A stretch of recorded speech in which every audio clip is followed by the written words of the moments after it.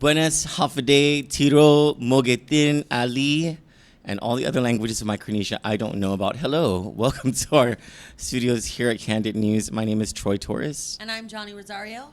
We are at our studios here in Tumon, Guam. It is Sunday, October 20, and tomorrow is our business partners, or our, what do you call it, corporation, whatever, blah, blah, blah, Carlos Pangalinan's 64th birthday. Happy birthday, boss. You never see Carlos, but I think there is an opportunity soon in the near future where he is going to be producing and filming a special where he will be the anchor for it. Oh, cool. Yeah, we're very excited about that. Yeah.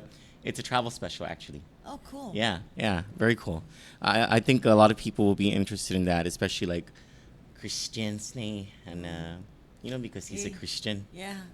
Yeah. We have some news tonight, mostly about the weather and corruption. Well, actually, it's all about the weather and corruption. But before we get to the news, let's start with the liking and sharing thing. Oh, don't forget to like and share our page. We actually are 21 people away from our 10,000 mark. Yeah. Thank you, everybody. We couldn't have done it without you. We monetize at 10,000. So despite all those questions Setbacks from the corruption people who are like, who's paying them to do these stories about us? No, MRFer, that's from the bottom of our hearts. Don't you worry about that. You worry about who's paying you and who's soon to not pay you because they don't want to be the focuses of federal investigations. Right. Don't forget we have a YouTube page at Candid News Group. And then we also have our website, www.candidnews.com. We're getting a lot of traffic there too. And if you subscribe to our website, you will be the first to read our news or to receive it. So we had our website transformed into an app that is still under review with the Play Store Still for under Android users. investigation.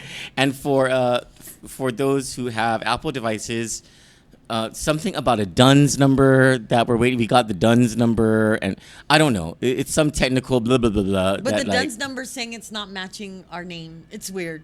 So we're gonna have an app soon. We're just waiting for all this technical hoo-ha-ha to finally come through. So we're gonna move on to the good stuff. It's not necessarily good, but it's like stuff that doesn't involve our main features, which normally are corruption, child abuse, and stuff like that. But let's start with the good stuff.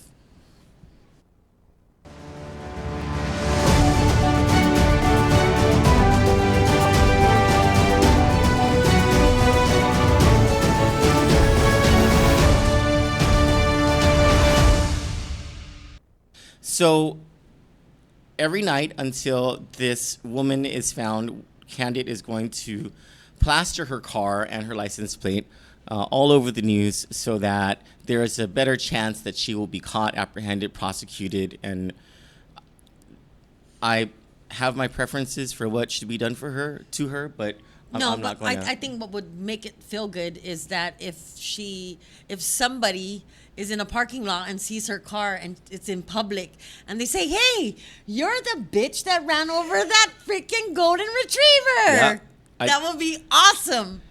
There are other things that I believe would be awesome as well that I probably shouldn't say lest I become the focus of a criminal investigation. But can we put that car back up, please? It is a white Hyundai, license plate Sumon 3688. What she did, and I'm trying not to cuss because one of our I'm sorry. One of our people said that that's Facebook picks up on the algorithms or whatever. Oh, but I think a Roseanne Barr BITCH word is worthy. This is Candid News. Okay. We are known for it, right?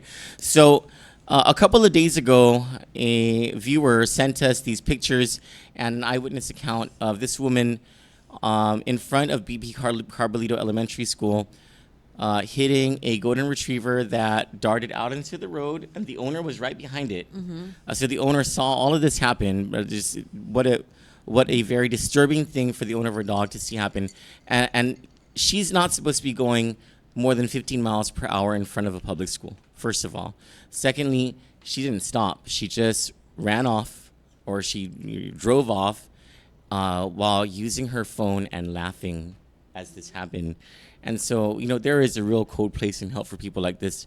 And please, if you see this white Hyundai, just think, this woman is driving just like Marlene Ewely through village streets in front of a freaking school, not giving any care whatsoever for what she might hit. She hit a person's dog and then ran off laughing about it. We need to take people like her and Marlene Ewely off of our streets and send them into jail because of what they've done. Tumon 3688 is the license plate. It's a white Hyundai. I don't know what kind of car that is. I'll probably spend more time trying to research that tomorrow. I keep forgetting to put up I'm going to make a flyer. I'm going to make a flyer about this because this woman needs to go to jail. If you see this car with that license plate, Tumon 3688, please call 472-8911.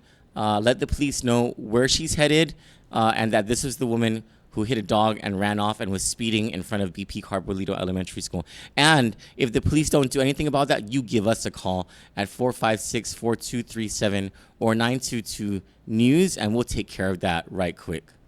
Okay? So, let me do the League One. Oh, yes, please. Prim, the League One picture.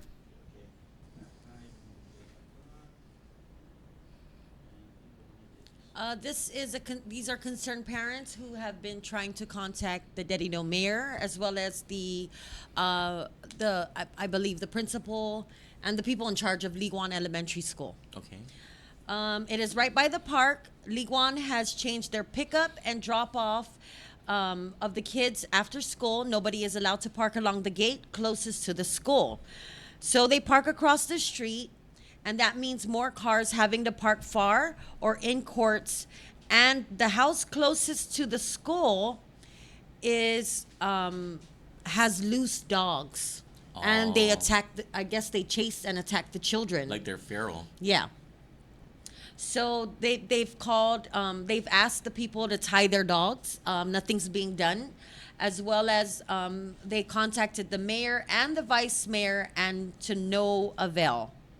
And all they're asking is for them to tie the dogs during the drop off and the pickup hours, right? Yes, because the dogs are attacking the kids. And the park, of course, is messy because Ton Mendiola's not here. Oh yeah, he left off. Yeah, so I guess it's back to normal. Oh, so when it's not being brought up in the media, they don't care. These government agencies don't care. Yes. So Melissa Savares, I'm not sure who the vice mayor is. Please check your messages. These parents are concerned for their children. And the mess in League One. So why don't they allow the parents to park on this side of the road? I don't know. They just changed it. That's the school thing or something? Mm-hmm. Sounds like another dumb regulation from the government. And it's the parents that clean the yard, the park and stuff for the children, but it's getting out of hand. Goodness me. Well, thank you to the viewer who raised this. Mm-hmm. We very much appreciate when our viewers get engaged and send us stuff. I'm sorry if we're not able to catch everything, but if you send to my WhatsApp at 456-4237, there's a much greater chance that you'll see. Well, actually, send to her WhatsApp. There's an even greater chance. Even our candid messages. We go through that, so we usually catch it. Okay, but Troy Torres profile messages. Do not message Troy on Facebook, guys. It's not good luck, even if his life depended on it. I don't know how many I'm sorry's I just saw this 8 months later. I've had to write and that's not okay. Anyway, anyhow, let's get to the weather. So I'm waiting. What we do is literally every 10 minutes or less, I am checking the Joint Typhoon Warning Center for updates regarding what is now Typhoon Bulooy. I don't know how to pronounce it. Typhoon Bulooy. It became a typhoon earlier tonight, ahead of schedule. The Joint Typhoon Warning Center earlier today did say that it would become a typhoon within 12 hours. I believe that was sometime around 1 p.m. or 3 p.m. today, and it became a typhoon within just 3 or 4 hours of that bulletin happening. I think there is. No, it's not. So the typhoon was upgraded earlier tonight when maximum sustained winds around its center became 74, 75 miles per hour. It slowed to move at 12 to 13 miles per hour. National Weather Service is pegging it at 13, but that's because it's rounded off from, I believe the exact number is 12.64 miles per hour. It is located some 300 some miles, 350 some miles, I believe it is, east, southeast of Guam, and is now veering, or is now forecasted to veer northwest, going a little north of Saipan, and much further north of Tinian than originally forecast.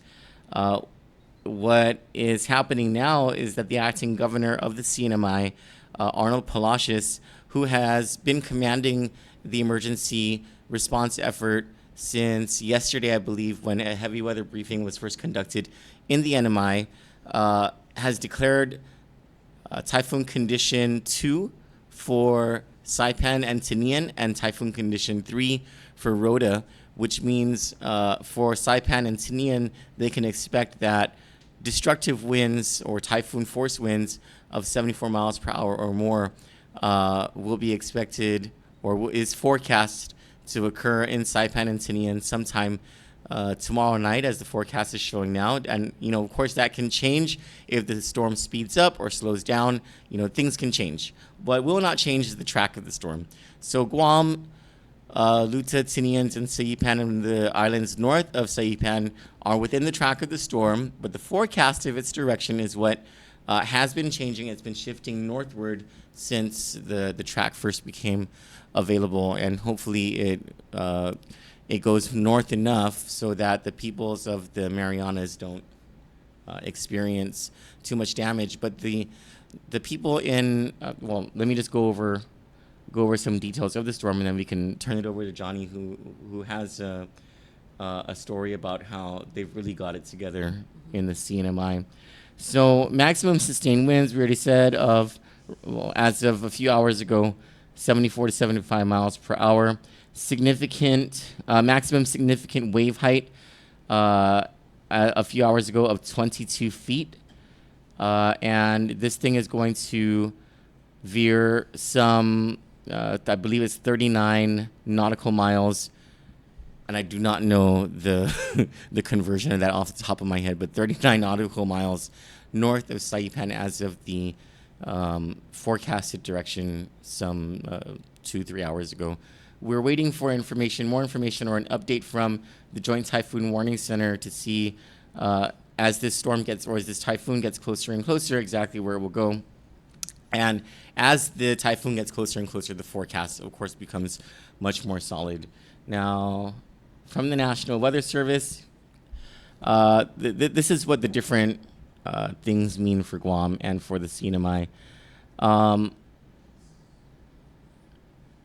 A typhoon warning remains in effect for Tinian and Saipan.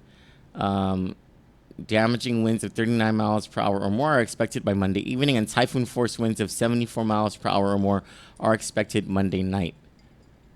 A typhoon watch remains in effect for Rhoda. Damaging winds of 39 miles per hour or more are possible Monday evening, and typhoon force winds of 74 miles per hour or more are greater are possible Monday night or Tuesday morning.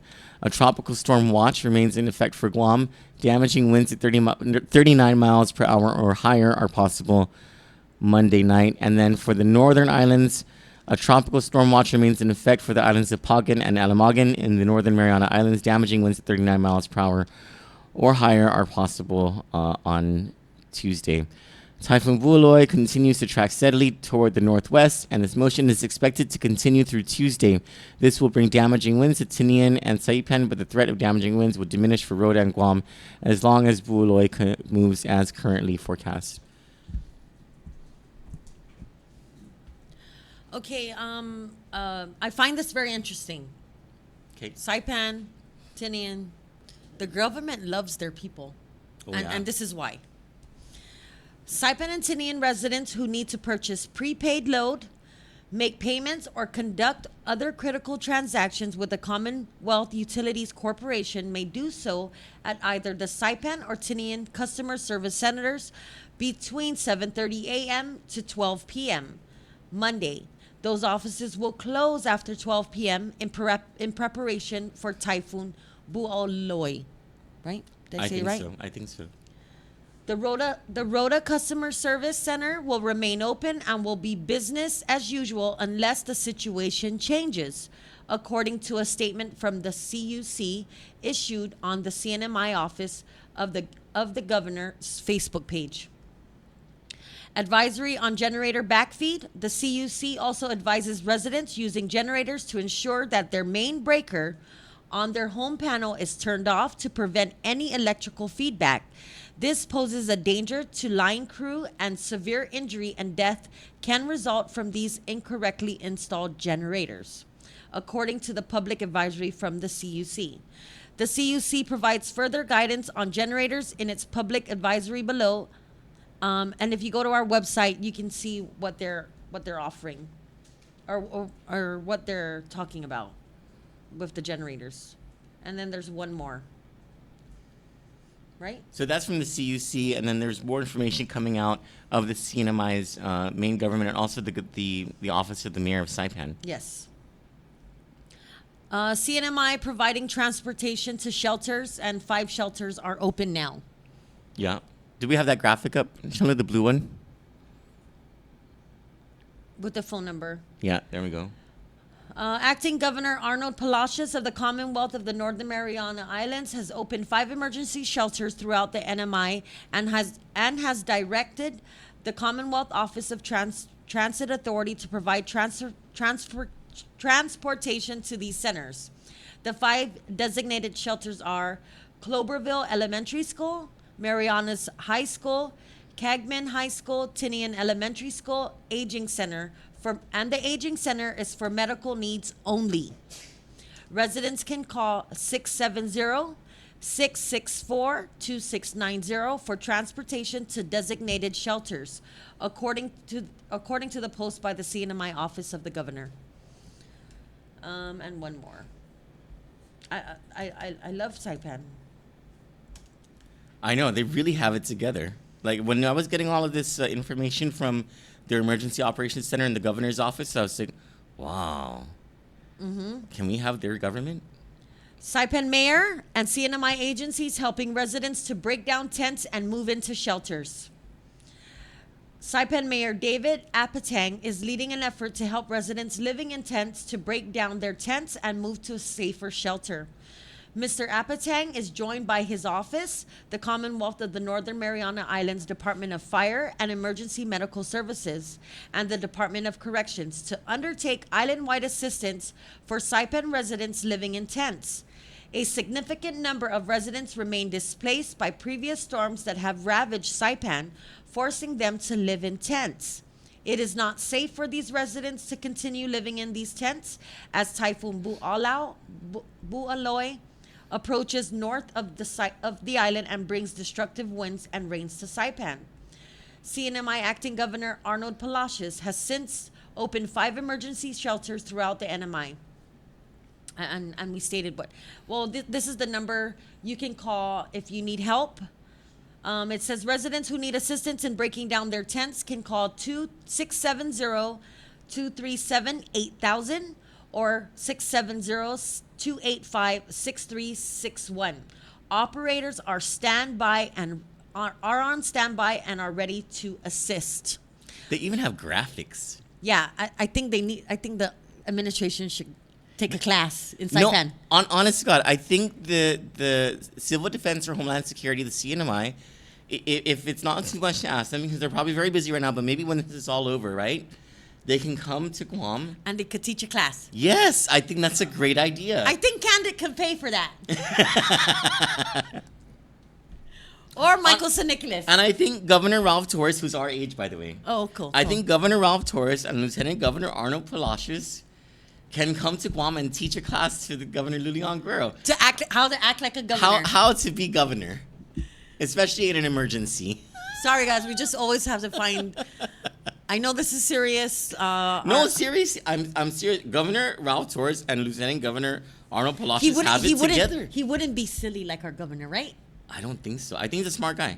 Yeah. Not to say that our governor is not smart, but Don't worry, Governor. I promise he won't yell at you or make you feel little. You see how you do it to all those other people? I promise they won't do that to you. I'll put my money where my mouth is. But you're right. They must really love their people because they really have it together. And They know the fact that their people are living in tents because of the previous storms. And I'm pretty sure most of those people living in the tents it's because maybe how much money they make. They're part of the, I don't know how to say it without whatever's politically incorrect or correct. Well, they're poor. They cannot afford. Right. They cannot afford to build a concrete home right now. And that's what their concern is here. Yeah. And they opened the shelter. We only had 3 shelters, people. For the whole island of Guam. Only 3, and the CNMI has 5 shelters, one specifically for medical needs. Like, they've really got it together, and they are not taking any chances with the safety and security of their people. I'm so freaking jealous that they have that government. If Troy had it his way, he'll open our office for a shelter. Okay, trust me, he would. For the animals, probably. For the you animals. people stay outside. Only the dogs and the cats and whatever animal can stay here at our office. So we'll continue to monitor the situation with Typhoon Bulooy. I mean, as it gets closer, it's looking more and more like it's not going to take this sudden veer south, because as National Weather Service has said, the closer this thing comes, the more stable and confident they are in the forecast. We hope that it will continue to move further north so that our brothers and sisters in the NMI don't really feel the ravage of the storm. When we come back, we'll have Guput Gubyenu and our top 2 stories.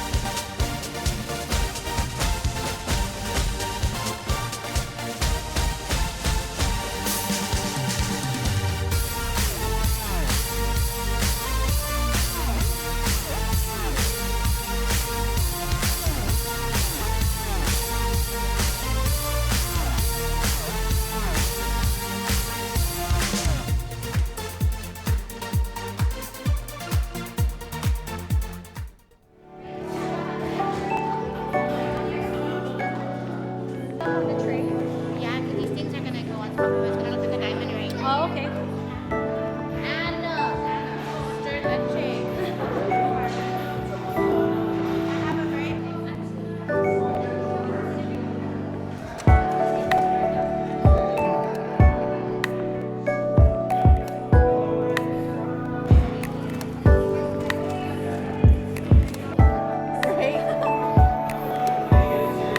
We'll give him a 20. I don't know if you're actually in law. But I told Fred I used to work with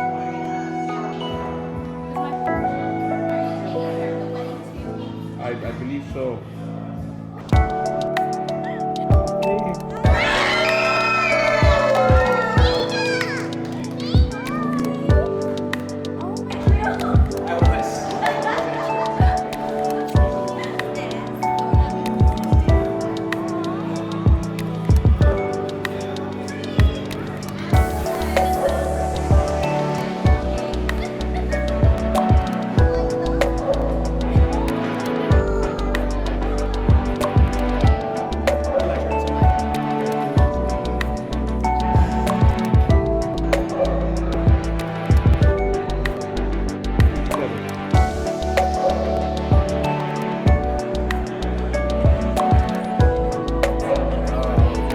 So teas first, teas first.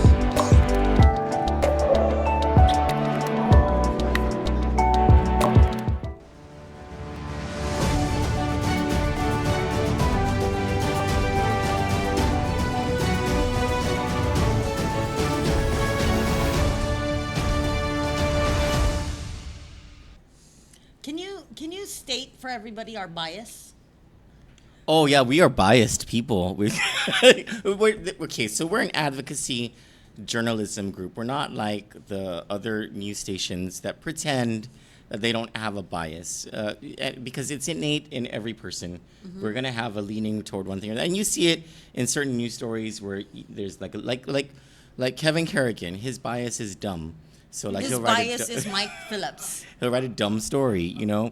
So Kandit is transparent about the fact that we have our opinions and we express those opinions.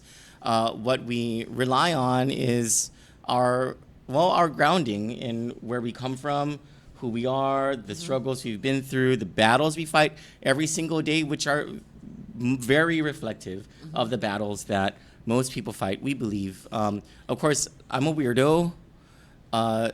Johnny is tough, like No, tough. but if you think we have a lot to say on the show, imagine how much more banter and how much more conversation goes on behind these cameras. And we very much pride ourselves in giving a voice to those who don't have that voice normally. And so advocacy journalism is, well, it's exactly what it sounds like. We advocate for certain issues. Our issues are criminal justice and corruption. And we especially take an interest in issues of criminal justice that affect children and women and victims of abuse. Right. And men too. If you're a man and you've been abused, we'll take your side. Yeah, yeah. And especially if it's the man keeping you down, like it's the government or it's an institution like the Catholic Church that is very powerful. Like, we are the underdog people. We are. We fight for the underdog. And so we do not hide that whatsoever. We're very transparent about it. And if you disagree with our opinion, we welcome that disagreement because at Kandit, we really believe that the search for the truth is important and that involves a objective conversation in the search for truth. Because we're not always going to be right. And as a matter of fact, several times we've said when we were wrong. Right. So Yeah. there you have it. Let's move on to our first story, which is about corruption at the Port Authority.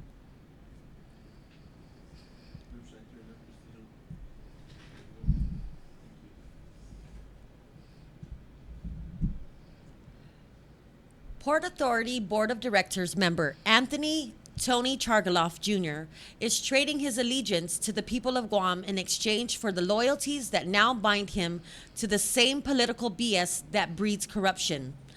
Governor Lulian Guerrero appointed Mr. Chargaloff to be a member of the Seaport's Public Board of Directors this year. He recently became a candidate for mayor of Inarajan. The election is next year.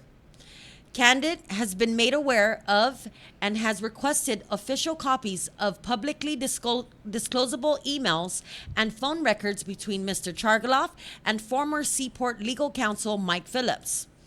The source copies we have received and forwarded to law enforcement authorities show communications between Mr. Phillips and Mr. Chargaloff to distort the ongoing process of rectifying the wrongful terminations of 7 Seaport employees in 2012, and to push the government of Guam into years of further litigation at the expense of taxpayers. But he isn't the only Seaport official involved in the conspiracy. Connie Jo Brennan Shinahara, who was designated by Ms. Leon Guerrero to lead a task force that will determine what to do about the government's crimes against the 7 workers, also has been in active communication with Mr. Phillips and the Seaport's former chairwoman, Dan the Little Man Tidinko. Port General Manager Rory Respicio recused himself from the inquiry, disclosing a conflict of interest to Ms. Leon Guerrero and to the public early on. But Ms. Shinahara did not reveal her own conflict of interest once she began communicating with Mr. Phillips on the case. Mr. Phillips was her attorney when she was facing criminal investigations of corruption by the Federal Bureau of Investigation following her roles in the Gutierrez administration. Ms. Shinahara ended up testifying against her future brother-in-law, the late former Senator Austin Sonny Shelton, who was sentenced to 10 years in federal prison for crimes of corruption in 2002. Sources reveal that Mr. Phillips and Mr. Tidinko, who have no business left at the Seaport but a vendetta they have scheduled against the 7 fired workers, have been communicating with Ms. Shinahara and Mr. Chargaloff to prevent the board of directors from ratifying action in favor of the workers. Mr. Chargaloff has been receiving assistance from Mr. Phillips' cronies for his campaign for mayor of Inarajan. In return, Mr. Chargaloff has abused his position in an attempt to pressure management and the board to appeal the recent Civil Service Commission ruling that will restore fired worker Francine Rocio to her position and provide her back pay. Such a decision would throw the Seaport and the fired workers into years of litigation. The Rocio case is pivotal to the end of this long and sordid saga for the so-called Port 7. The CSC reversed the Seaport's 2012 firing of her based on the date of the adverse action given to her and the content of the adverse action itself. Every one of the fired workers received their adverse actions on the same date. All of the actions were template written. This means that Ms. Rocio's ruling will soon be followed by identical reversals in favor of the other fired workers. An appeal of the ruling in the Superior Court of Guam will stop all of that from happening. In politics, integrity is for sale to the highest bidder.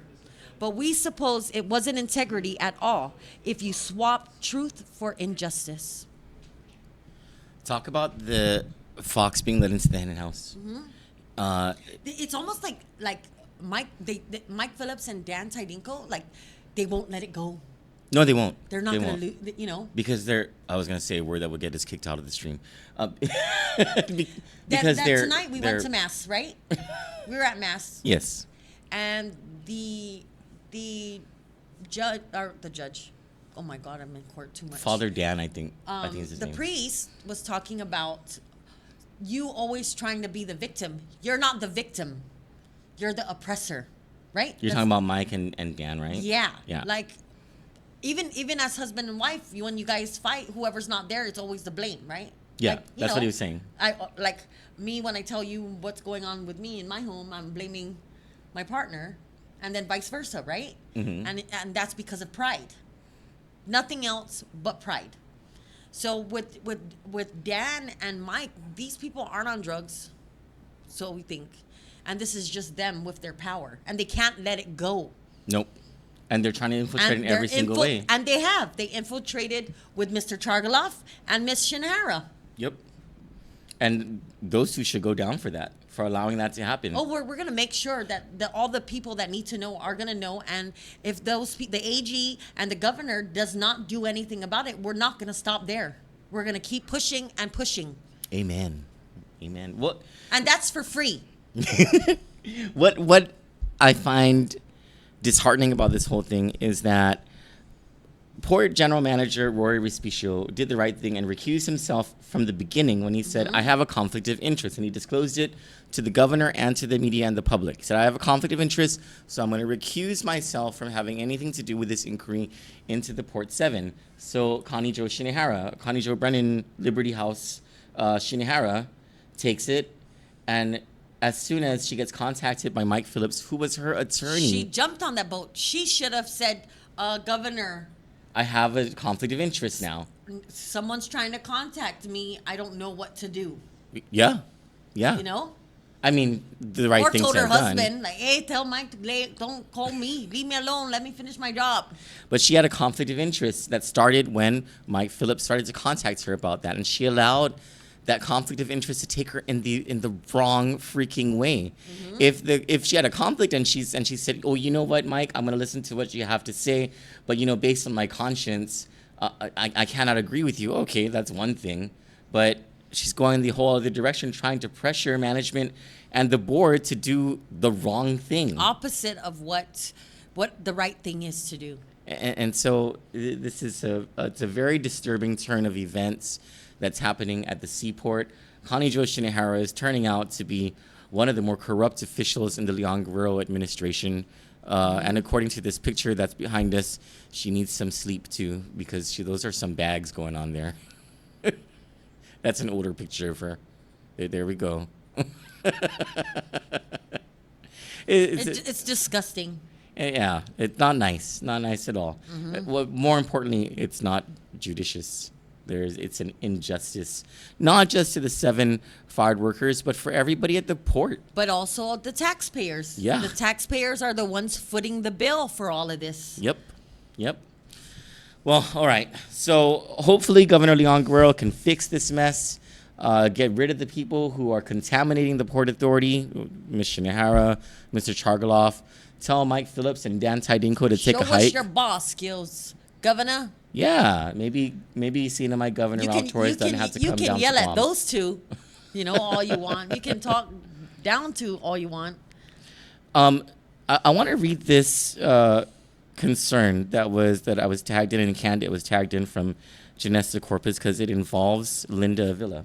Oh, great. Yeah. And Janessa Corpus, who has a child over at Guahan Academy Charter School, she says, it really saddens me, Vice Speaker, on the responses I never received from your office. All the many concerns I had brought up, it's like I just wasted my time and breath. To be fair to the Vice Speaker, she's been very busy taking up the duties of Senator Pito Terlahi in the Public Safety Committee. So hopefully the Vice Speaker, her office is getting ready to respond to Ms. Corpus, and hopefully that's what's happening. She says, let me break down a new situation. Bullying and teasing versus harassment of a student making false rumor or allegation about my daughter and her teacher. Let me make you understand something about this teacher. He has done nothing but help my daughter grow academically. I will not tolerate this little girl's narcissistic mind. You best believe my daughter put her in her place. I keep wondering why would such a sick rumor or accusation be started. Now, I don't know what the genesis of this whole thing is, but it sounds like a dispute Between two kids. between two kids, one of them being bullied and standing up for herself or himself, and then a teacher getting involved, and then, well, here we go. I finally got the answer. The kids did research on their new principal, Linda Avila. She's the former principal of George Washington High School who left suddenly after the whole Manju Quintanilla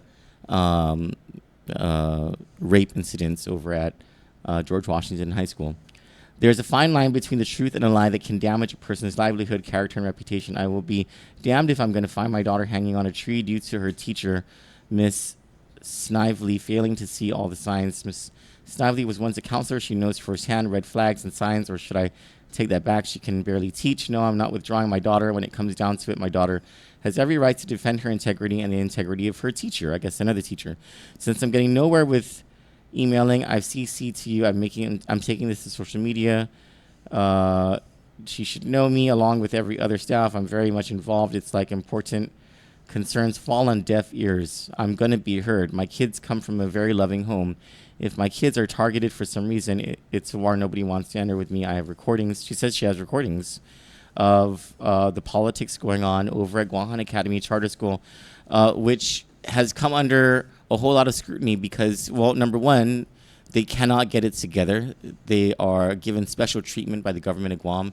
The governor just gave away a building that is housing the Special Samoa Ed. Language Commission Yeah. and the Special Education Division of the Department of Education to Guahan Academy Charter School because basically its president or CEO cried to her friend, the governor, that they don't have a place to go. They don't have a place to go because they have bad business practices because two other charter schools which started after Guahan Academy Charter School, they got it together and they have their own place. Yet this charter school is taking away from public school students and from the special education division at that.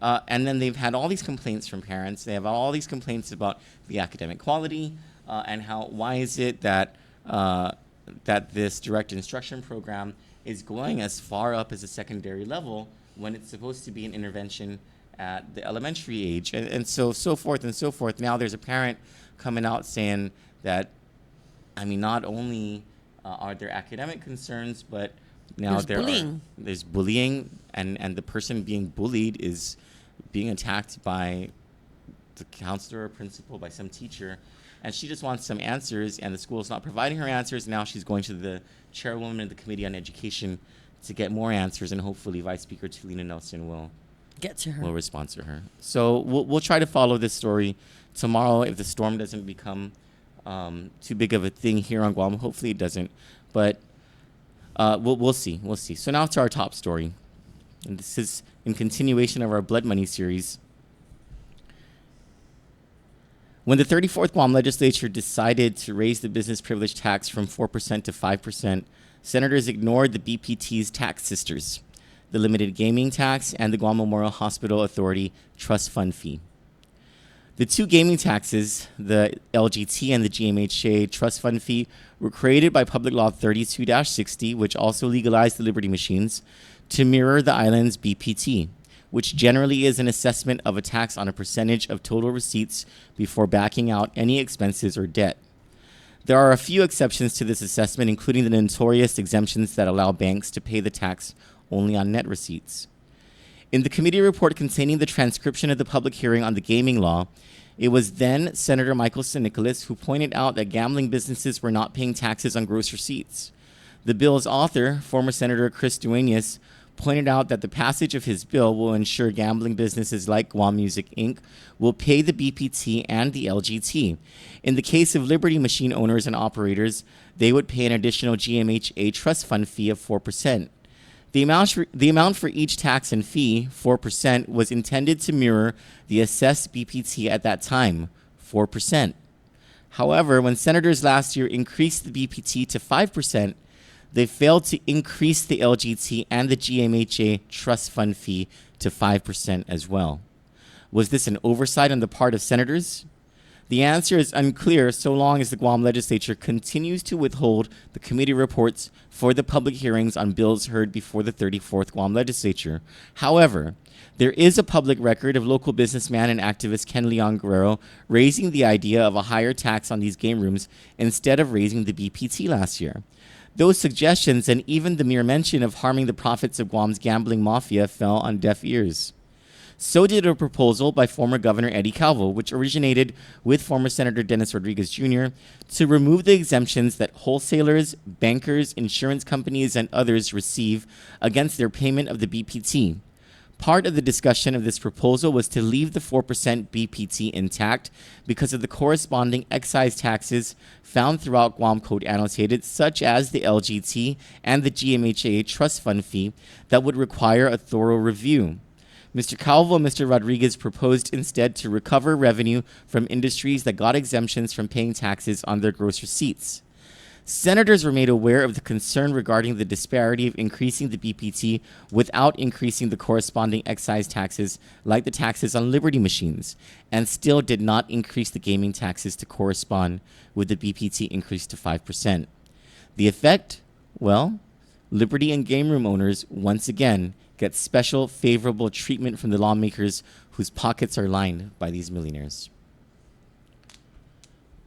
So, as we conduct our investigation into the corruption that is bred by these multi-million, well, hundreds of millions of dollars that they've earned, That's multi. yeah, in profits from these Liberty machines, and we did the math. It's nearly $100 per machine with 1,200 machines in operation right now every single day. That's the average that goes into each of these machines, according to the revenues that are actually being reported. Because there's a suspicion that a whole lot more in revenue is not being reported because of the tinkers or whatever the tinker boxes. It's not a tinker box. I don't know what the fuck you're talking about. The counters. Tinkerbell. The counter. Tinkerbell, sit down. You like my pink shirt? We're actually matching tonight, Cello. Nice. We went to mass together, Nay. We went to mass, and with my family and with her family as well. So they are making all of this money. There was a suggestion last year by Ken Leongro that, hey, why don't instead of raising the BPT, why don't we increase the taxes on these gaming people, since the legislature already allowed gambling against the wishes of the people of Guam. Let's tax them even more. And there was some discussion about that. Missing from the conversation, of course, was the Catholic Church and even the Nalasin Casino. You didn't hear a peep from them. And we'll have more information about that in a later story in this series, in this investigative series. Well, you know what I was thinking? That maybe when they were doing these bills, maybe they didn't have a platform like Kandit to let people be aware of what's going on. Maybe they did it kind of in secrecy. The less people know, the better. Yeah. And you know, like the people that do follow the legislative channel on YouTube when they have hearings, there's only so many that you see that follow that. Yeah. Ken Leon Guerrero, who else follows? Andrew Bynum. Yeah, all the political people. but there's not much. There's Yeah. only a handful of them, and they didn't have the platform we have. So I think a lot of this was they wanted to make sure Swept under the rug. it was swept under the rug. Yeah, yeah. But the senators were aware. They were very much aware of these suggestions, and they were very much aware that as they increased the BPT, they did not correspond the increase to the limited gaming tax and to the Guam Memorial Hospital trust fund fee. So they got to skate, you know? The game rooms got to skate. Connie Joe Shinihara, Gil Shinihara, Johnny Cool Torres, the trust of the late Pedro Pangilinan, Lauren Bromley, Tom Tahaji, all of these people who own and operate these game rooms. And it's not just game rooms, it's also, what do you call that? Restaurants, family restaurants like King's and Linda's. And the amusement park, the fun fair, the Micronesia Mall. There's a freaking game room in there. They got to skate on these taxes while everybody else on this island, especially the poor and the working class, have to pay more in the BPT. Well, I guess the special privileged few get to skate on this. Oh, there's more. That's just we're just at the tip of the. Yeah. We'll bring you more in our series Blood Money tomorrow and all the days more after that. on more on Chargloff, right? And Dan Sidenko. We have a new special investigative series coming up regarding a major land scam called the Dan Sidenko land scam. I wanted to call it the Tidenko land scam for reasons that you'll understand. Dan Torgun Tidinko. But Jacob Nakamura, who's the lead researcher on this, wanted to just call it the Dan Tidinko land scam. Boring.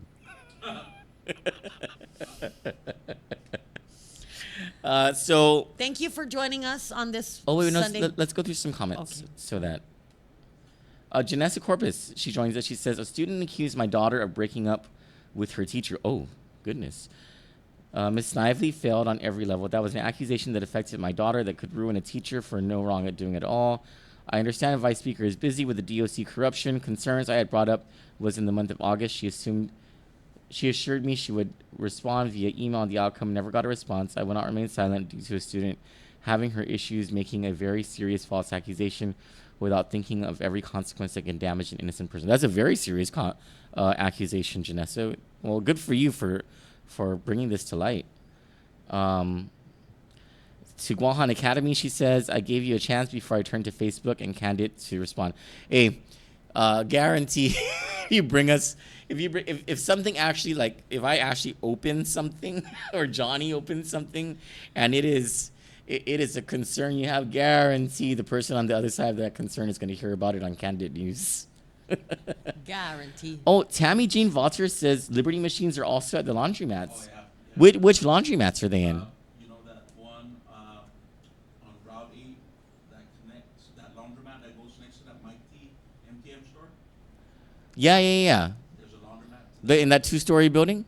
In that 2-story building, there's a... That's Route or Chalan Santo, whatever, right? I call it the Thanksgiving. West O'Brien. I call it the Thanksgiving store. Why is it the Thanksgiving store? I'll tell you later. Oh, okay. Statute of limitations? No. Oh.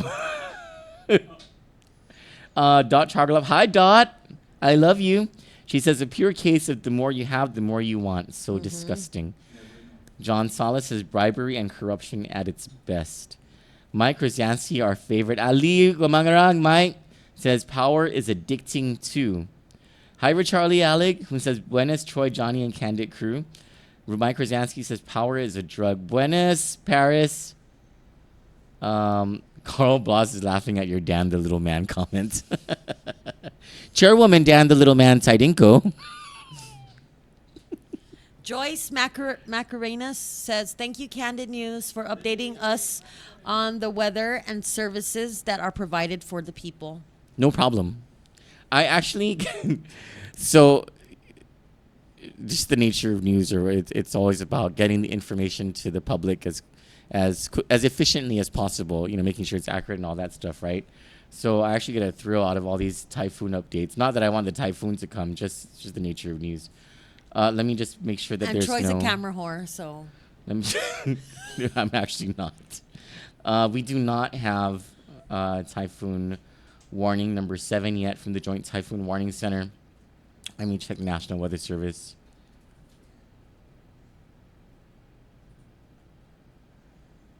Oh, there's a local statement issued at 10:04. Oh, there's a public tropical cyclone advisory.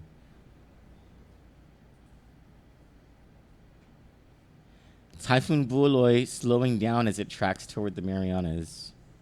No changes with this advisory. All right, the typhoon is now located as of 10 p.m. at 12.7 north latitude, 149.8 east longitude. It is 460 miles southeast of Pagan, 430 miles southeast of Alamagan, 320 miles east-southeast of Saipan, 325 miles east-southeast of Tinian, 325 miles east-southeast of Luta, and 345 miles east of Guam. Maximum sustained winds at 310 miles per hour. It is moving at 9 miles per hour. 75 miles per hour, John.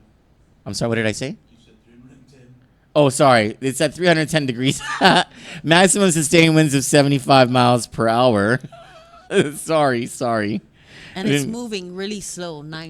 It's slowed down, yeah. This is the first time that it's in single digits. Present movement is northwest. So at least it's not west-northwest, and thankfully it's not west. The center of Typhoon Bulooy was located near latitude. Okay, I already read that. Oh, I'm sorry. Yeah, I already read that part. This forecast track takes Bulooy 30 to 40 miles north of Saipan early Tuesday morning. So because it's slowed, it's no longer Monday night. It's going to be early Tuesday morning. Bulooy is forecast to be a Category 3 typhoon with maximum sustained winds near 115 miles per hour when it passes Saipan. Oh, it's going to intensify. a lot, actually, between now and when it makes its closest point of approach to Saipan. So good job to Acting Governor Arnold Palacios of the CNMI, to Mayor David Apateng, and to all of their officers in the CNMI government and their emergency response officials for preparing their people accordingly. I don't have anything else. If I lived on Saipan, I would feel so safe. Mike Addis says, listening to you while at work in Las Vegas, could you talk about you and Johnny running for governor? Thanks, Mike. Jen Tapazia says, Barragata and Mangilau. Rita Arceo says, Hafaday, Troy, Johnny, and Eric. Oh, hi, Dr. McNinch. Oh, happy birthday. Is it his birthday today? I think it was yesterday. Happy belated birthday, Doc. Happy birthday, Doc. Thank you, guys. Oh, do you want to say good night and we love you? Oh, look at that dress. You don't have to duck from the cameras because you're coming onto the camera. You know what to say, right? Tell them. Good night, Grandma. We love you.